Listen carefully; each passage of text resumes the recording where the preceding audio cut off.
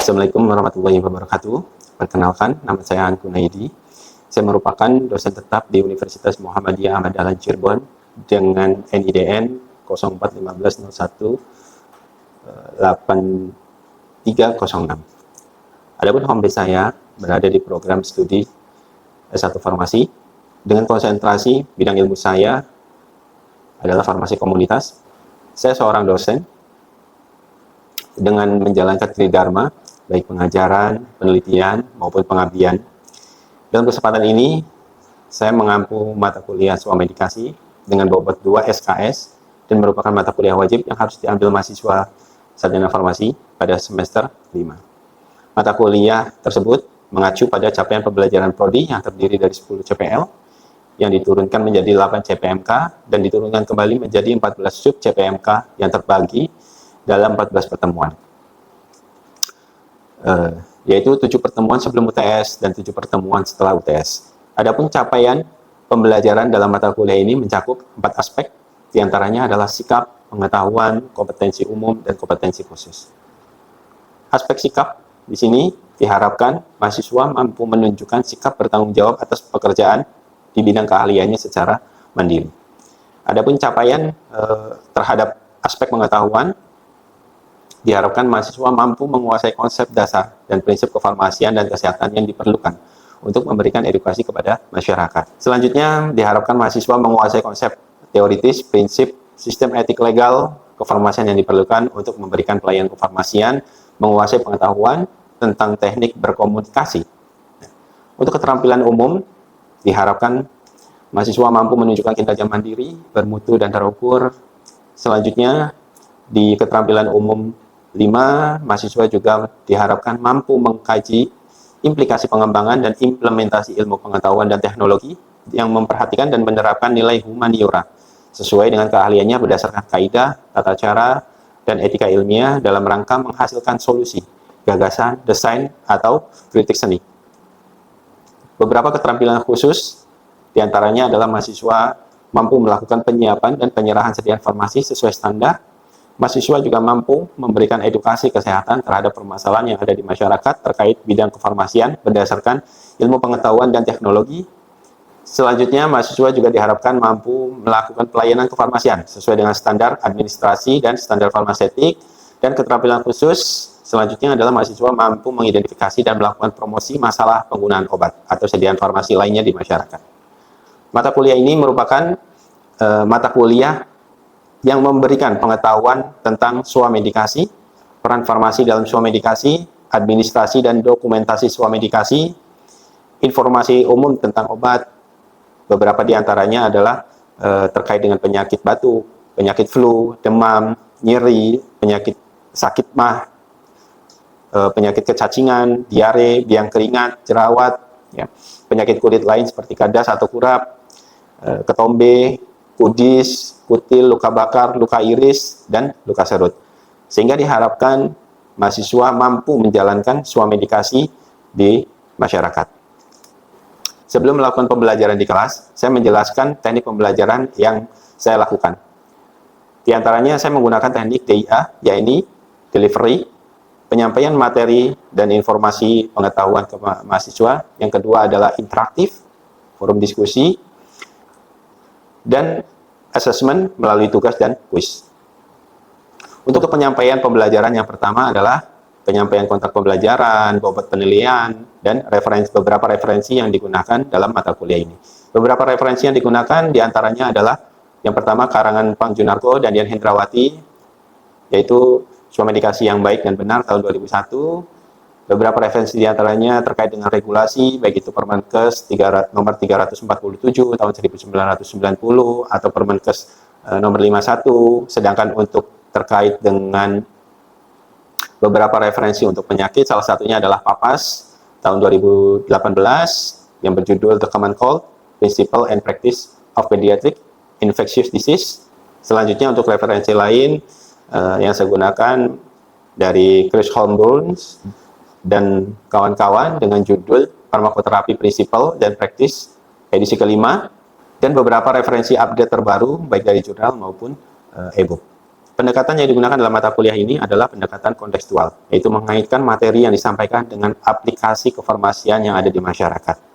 Kemudian, metode yang digunakan dalam mata kuliah swamedikasi adalah metode ceramah dan tanya jawab. Sehingga di sini, selain kita memberikan materi terkait dengan swamedikasi, dilanjutkan dengan sesi tanya jawab dan diskusi untuk meningkatkan pemahaman dari mahasiswa. Pada metode ini, saya mengawali dengan pemberian materi yang kemudian kita dilanjutkan dengan sesi tanya jawab baik secara langsung maupun setelah materi berakhir. Kemudian setelah itu interaksi antara dosen dengan mahasiswa guna mencapai capaian dari pembelajaran. Interaksi ini saya lakukan baik dalam bentuk tanya jawab di kelas maupun interaksi dengan tatap maya melalui Zoom meeting yang berkaitan dengan materi perkuliahan. Kemudian assessment. Assessment di sini adalah satu cara penilaian oleh dosen terhadap mahasiswa guna mengukur kemampuan mahasiswa dalam menerima materi.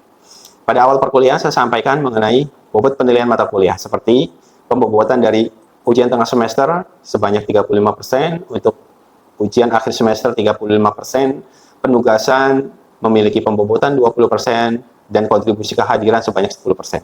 Saya juga sampaikan pemberian reward dan mahasiswa yang aktif dalam pembelajaran dan punishment bagi mahasiswa yang melanggar aturan-aturan dari pembelajaran di mata kuliah saya. Seperti misalkan mencontek dalam ujian atau maupun sering datang terlambat di kelas. Hal ini saya berlakukan guna menanamkan keaktifan mahasiswa dalam mengikuti perkuliahan dan menanamkan kedisiplinan untuk mahasiswa. Sekian video deskripsi mata kuliah ini yang kita lanjutkan dengan video pembelajaran yang saya lakukan di dalam kelas dengan materi obat wajib apotek, yaitu di pertemuan kelima.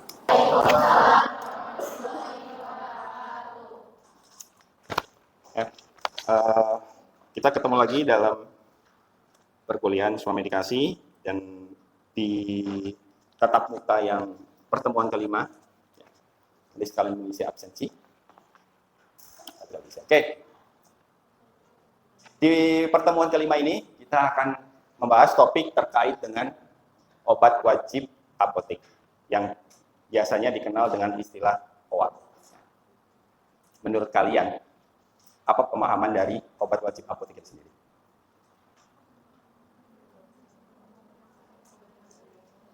Nurila? Ya, obat yang bisa diberikan tanpa resep dokter. Maksudnya, selain itu, berdasarkan dari golongannya, sekarang kita tanya. Apakah hanya obat bebas? Oke. Kalau obat keras? Nah, itulah yang akan kita bahas. Artinya di sini, kalian yang menjadi calon dari farmasi harus paham betul terkait dengan obat wajib apotek. Yang ini menjadi bekal atau keuntungan dari seorang farmasi untuk dapat memberikan pelayanan bagi pasiennya atau konsumennya. Ya. Kita praktek OA, ya, ini biasanya apalagi berkaitan dengan swamedikasi. Tentunya konsumen atau pasien datang ke apotek mengeluhkan kondisinya untuk mendapatkan pengobatan, dan di sini dia berdiskusi dengan farmasi untuk bisa mendapatkan obat tanpa melalui resep. Ya. Nah, ini konteksnya OA, ini adalah obat tanpa resep. Lalu bagaimana kita melakukan pelayanan untuk OA itu sendiri?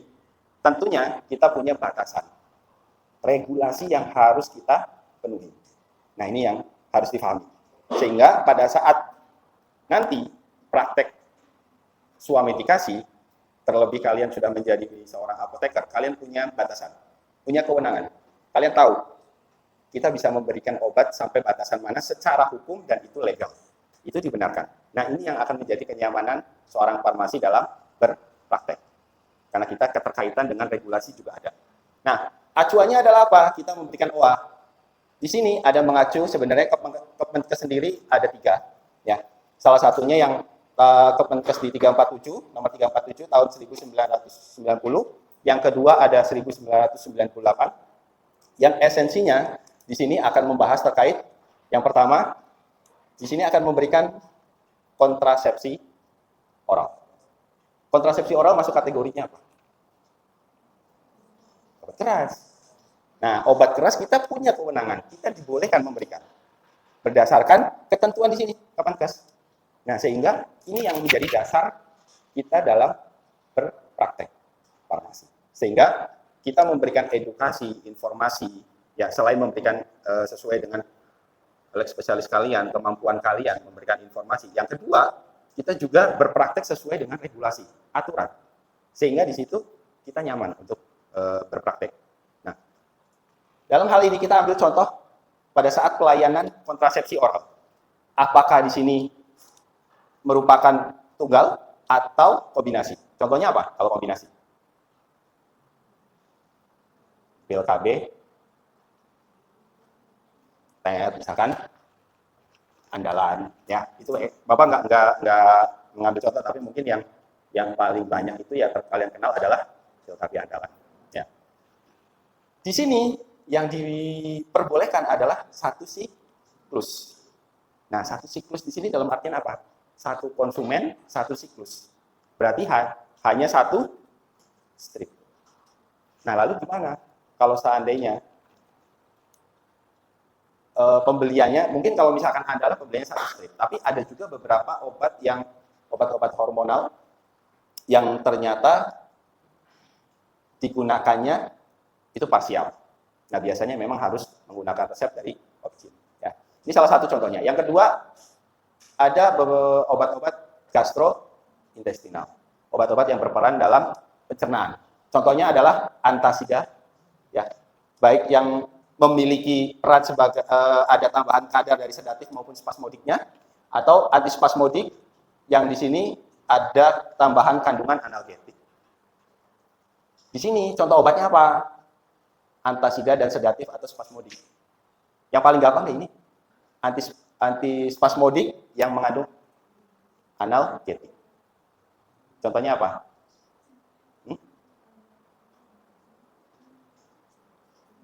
Spasminal, betul.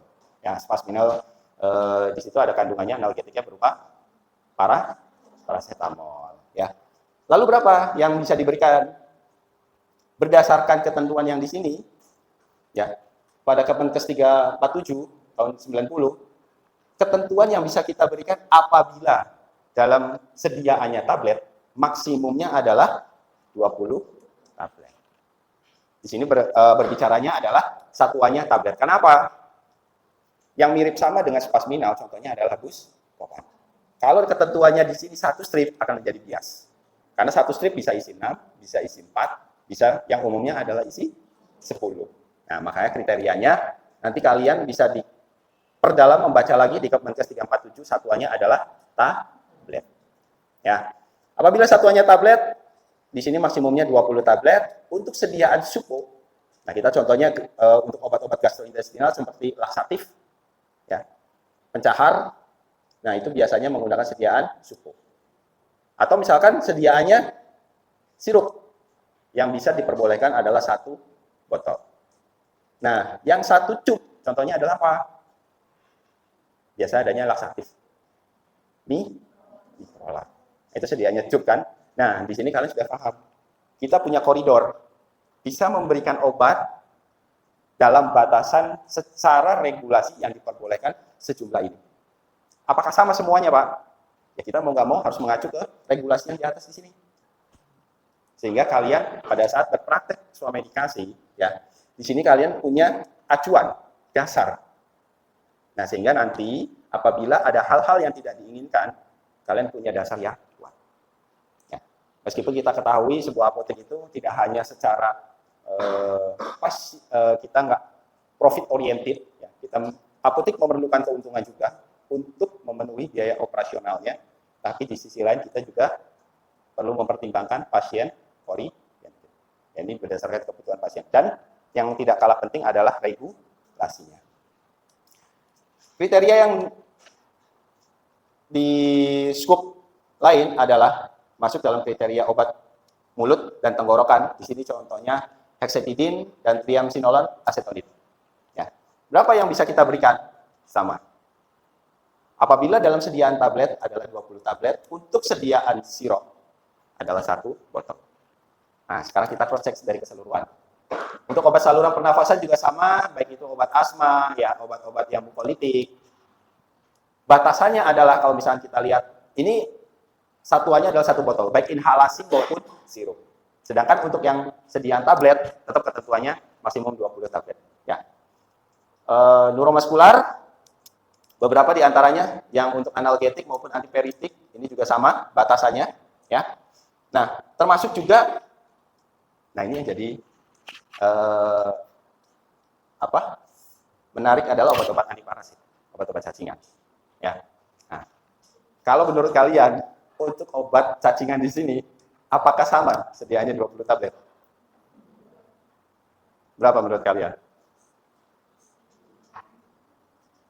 Tahu kan obat cacingan? Penggunaannya seperti apa? Diminumnya berapa kali?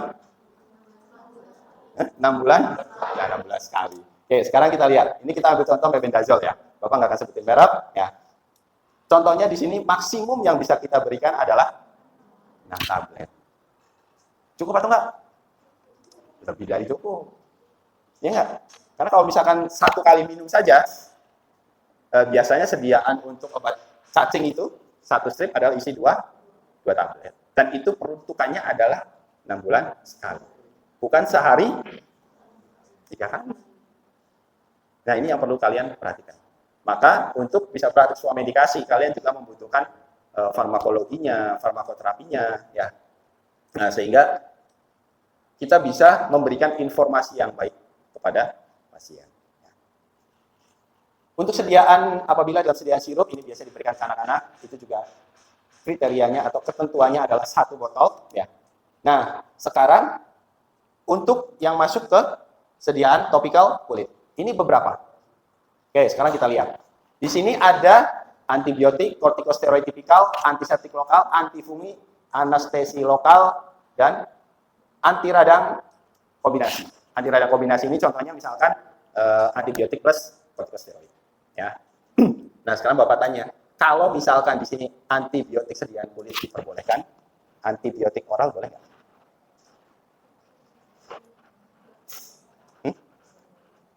Kan kita diperbolehkan ini. Apalagi ini contohnya 1 strip. Nah, sekarang Bapak tanya.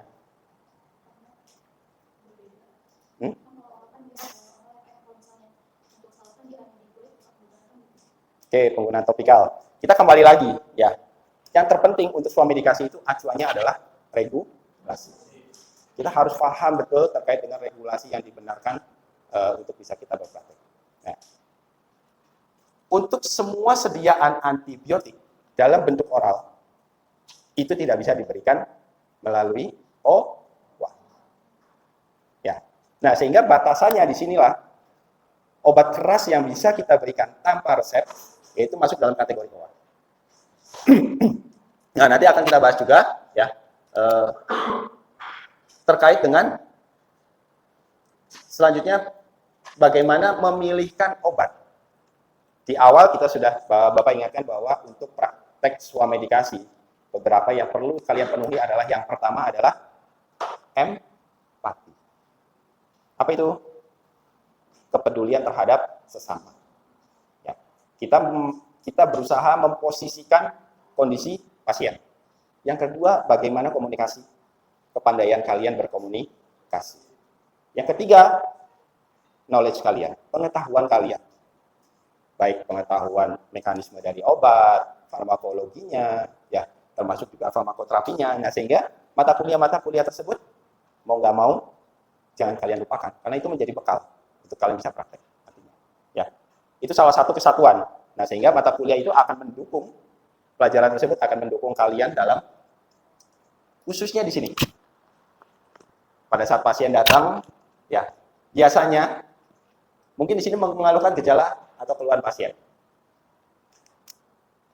Yang kedua, kita juga harus memperhatikan kondisi khusus. Nah, ini ada yang di Permenkesnya, ini yang tahun 1998. Ya. Nomor 2, kita harus memperhatikan kondisi-kondisi tertentu. Contohnya, misalkan pada saat kondisi ibu hamil. Ya. Yang kedua, ibu menyusui, bayi, geriatrik dengan penyakit penyerta. Contohnya apa? Misalkan ada bapak-bapak dengan kondisi hipertensi, punya gula, atau misalkan fungsi dari ginjalnya menurun. Ya, nah itu sering kali. Nah Nah, kita juga harus mempertimbangkan hal tersebut. Nah, sehingga disinilah peran pengetahuan kalian yang lain, seperti farmakoterapi kalian dan farmakologi kalian. Tak kalah penting juga reaksi alergi maupun hal-hal yang tidak diharapkan. Tidak semua pasien itu akan cocok dengan obat. Ya, mungkin ada dulu tetangga bapak itu ada salah satu dia pernah mengeluhkan sakit gigi. Dan karena ditanya dia tidak pernah mengalami alergi dan nggak pernah menggunakan obat pereda nyeri, karena pada saat tersebut dia lagi berkegiatan di rumah bapak, akhirnya dia meminta, ada obat sakit gigi nggak untuk mengobati sakit gigi. Ditanya ada alergi atau nggak ada. Ya, berarti kita udah secara koridor kita sudah memastikan. Ternyata apa yang terjadi? Bapak berikan kandungannya asam mefenamat, ya, besoknya ternyata terjadi bengkak. Beberapa orang mungkin aman untuk asam mefenamat, tapi ada beberapa segelintir orang yang itu dia akan sensitif. Bahkan ada teman, ya Bapak pernah, orang tersebut tidak bisa satupun menggunakan analgetik. Jangankan tingkat analgetik yang lebih besar ya, seperti meloxicam atau misalkan dan lain sebagainya, kandungan paracetamol pun itu menjadikan alergi. Nah itu. Nah sehingga di sini kita juga perlu mempertimbangkan reaksi alergi tersebut. Ya. Nah, selain dari beberapa dalam pemilihan obat, kita juga perlu mempertimbangkan obat yang dapat berinteraksi dengan obat lain. Contoh umumnya apa? Obat-obat antasida. Nah, itu kalau misalkan obat-obat tersebut dia bereaksi pada fase adema. Nah, oke. Oke, sampai di sini ada yang mau ditanyakan perihal yang sudah Bapak sampaikan? Silakan. Ya, Nur.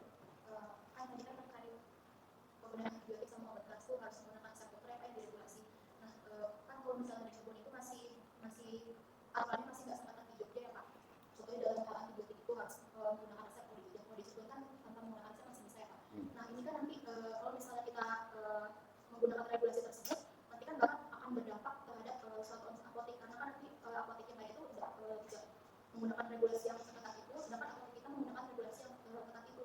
Jadi kan nanti ibaratnya suatu obat tersebut bakalan berkurang karena kan otomatis resep itu nggak datang tiap saat, apalagi suatu apotek yang tidak ada praktek dokternya. Ya, ada lagi? Kita tabung dulu.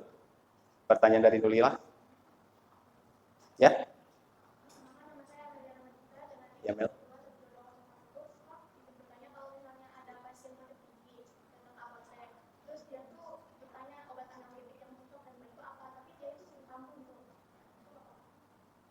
Oke. Dua pertanyaan ini biasa klasik yang dihadapi para farmasi maupun apotek. Ya, khususnya di sekitar sini. Ya. Dari kebijakan beberapa tahun yang lalu sudah menerapkan bahwa regulasi, kita bahas pertanyaan pertama dari Nurila. Ya. Nurila menanyakan pelayanan terkait dengan penjualan antibiotik tanpa resep. Bagaimana sebaiknya kita dalam bersikap? Ya. Oke, memang di sisi lain apotek harus mempertimbangkan perihal omset. Tapi di sisi lain kita juga harus mempertimbangkan kepatuhan kita dalam regulasi. Ya. Dalam hal ini kita juga memang dilematis. Maka idealnya satu, kita mungkin bisa sharing terhadap keanggotaan profesi akan kondisi tersebut. Meskipun ya secara regulasi di keprofesian itu tidak memperbolehkan penjualan antibiotik tanpa resep. Kalau seandainya ada oknum yang masih bersikap demikian, ya mau nggak mau kita harus mendiskusikan dengan keprofesian. Kenapa? Di sisi lain ya kita patuh untuk tidak menjual antibiotik. Tapi di sisi lain, misalkan masih ada, kita masih mendengar beberapa di apotek di sana masih boleh Pak beli amoxicillin gitu kan. Nah, yaitu kita akan bersikap bijaknya adalah kita mendiskusikan dengan keprofesian kita. Nah, sehingga atas hal tersebut nanti keprofesian kita yang menegakkan regulasi atau menegur yang bersangkutan. sebisa mungkin berupaya kita memenuhi regulasi. Sehingga pada saat kalian praktek nanti, kalian satu, terpenuhi secara regulasi, yang kedua, kenyamanan untuk kalian. Nah, itu yang menjadi pertimbangan besar. Ya. Nah, upaya-upaya lain misalkan, sebetulnya yaitu karena memang regulasinya demikian, maka mau nggak mau. Opsionalnya adalah apa? Mungkin kita bisa menggunakan sediaan topikal tadi. Itu menjadi contoh. Ya. Contoh misalkan, si konsumen menggunakan antibiotik. Kita tanya antibiotiknya untuk apa? Selama penggunaannya adalah, misalkan kita bisa ada opsional topikalnya, misalkan antibiotik untuk luka. Nah, berarti kita bisa menggunakan antibiotik yang luka. Nah, sembari nanti itu ranahnya keprofesian maupun kebijakan dari regulasi. Sebisa mungkin diupayakan semaksimal mungkin memenuhi regulasi. Ya. Untuk jauh dari Bapak. Karena kita nggak mungkin juga membantah perihal dari regulasi. Meskipun kenyataannya ya itu salah satu dilema yang dihadapkan oleh apotek. Ya. Masih ada beberapa yang pelayanannya demikian. Sampai demikian? Alhamdulillah. Nah, jadi kita mengupayakan kalau misalkan bisa menggantikan dengan sediaan topikal, ya kita bisa berikan sediaan topikal. Seperti itu. Nah, terkait dengan pertanyaan dari Amelia, ya. Ini kepandaian, maka Bapak singgung tadi, pengetahuan kalian, empati dan pengetahuan dan bagaimana komunikasi. Pada saat sakit gigi, pasien, ya, yang menjadi, kalian harus pahami dulu, penyebab dari kambuhnya sakit gigi ini apa? Kadang-kadang pasien nggak mengetahui bahwa di giginya itu ada bolong, ada retak, sehingga masuknya makanan, ya, yang menjadikan akan kambuh terus. Kita perlu pahami, maka di sini peran komunikasi kalian. Peran dari analgetika adalah untuk fungsinya peredah, bukan untuk mengobati penyakitnya. Dalam hal ini, sakit gigi adanya ketidaknormalan di giginya. Apakah itu retak, berlubang, dan lain sebagainya. Nah, apabila konsumen tidak melakukan perbaikan dalam giginya, minimal ya menjaga kebersihan dari giginya, nah hal tersebut akan menjadi kambuh-kambuh terus. Nah, ini yang perlu kalian edukasi. Maka yang pertama adalah kalau saran Bapak, ya, mintakan pasien tersebut untuk memeriksakan ke dokter gigi. Nah, kalau seandainya biasanya diberikan saran apakah melakukan tindakan tambal gigi dan sebagainya. Minimal yang kedua. Yang kedua adalah konsumen menjaga kebersihan dari giginya. Nah, baru setelah itu fungsi dari analgetik, karena fungsi dari analgetik adalah sebagai pereda nyeri. Hanya meredakan nyeri, membantu meredakan nyeri. Pada saat penyebab dari sakit gigi tersebut tidak diobati, tidak dituntaskan, maka kemungkinan terjadinya kekambuhan akan tetap ada. Nah, inilah peran dari farmasi. Bagaimana kalian memberikan edukasi atas pengetahuan kalian. Nah, yang menjadikan akan kepercayaan konsumen atau pasien kepada farmasi. Nah, kurang lebih demikian, Amelia. Oke, kalau sudah tidak ada pertanyaan lagi, perkuliahan kita hari ini kita cukupkan sekian, dan Bapak akhiri, billahi taufiq wal hidayah, wassalamualaikum warahmatullahi wabarakatuh. Demikian paparan materi dan cuplikan video pembelajaran mata kuliah semua medikasi, semoga dapat memberikan gambaran tentang mata kuliah yang saya ampu.